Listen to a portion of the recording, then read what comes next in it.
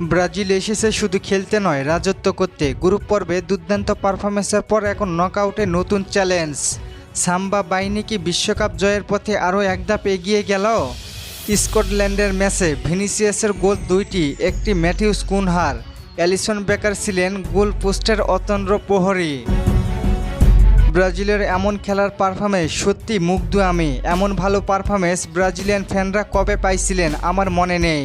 একই ম্যাচে আবার নেইমার মাঠে নামছিল, সত্যি অনেক খুশি।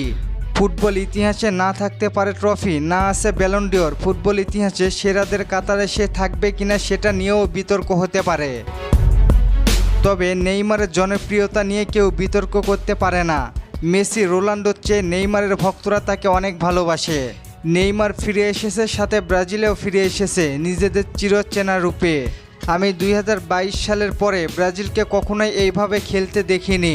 বর্তমান ব্রাজিল দলে গোল করার ক্ষুধা আছে, আগের চেয়ে অনেকটাই গোছালো ফুটবল খেলতে শুরু করেছে সেলেসাওরা।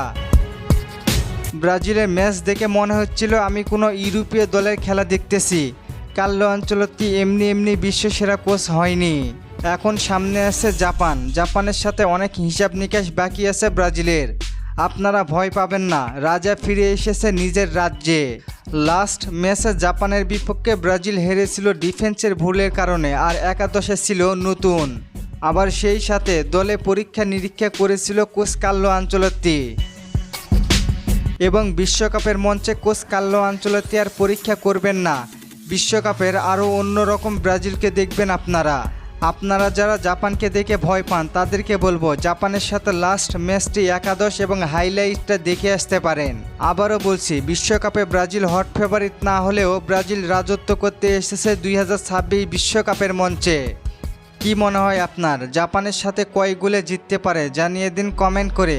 আর চলেন আপনাদের কমেন্টগুলো দেখে আসি। রিপন ভাই কমেন্ট করেছেন অতিরিক্ত সময়ের পর টাইব্রেকার হবে কি না। জি ভাই, অবশ্যই টাইব্রেকার হবে।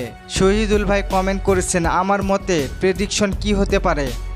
ভাই, ব্রাজিলের পারফরমেন্স যদি এমনই থাকে তাহলে 3-1 গোলে জয়লাভ পেতে পারে ব্রাজিল। বর্মন ভাই কমেন্ট করেছেন এখন থেকে যেই দল হেরে যাবে সে কি বিদায়ী হয়ে যাবে। হ্যাঁ ভাই, নকআউট পর্বে এমন হবে। ধন্যবাদ সবাইকে প্রশ্ন করার জন্য। আর ফুটবলকে নিয়ে নতুন কোনো প্রশ্ন থাকলে করতে পারেন, পরবর্তী ভিডিওতে রিপ্লাই করব। ধন্যবাদ।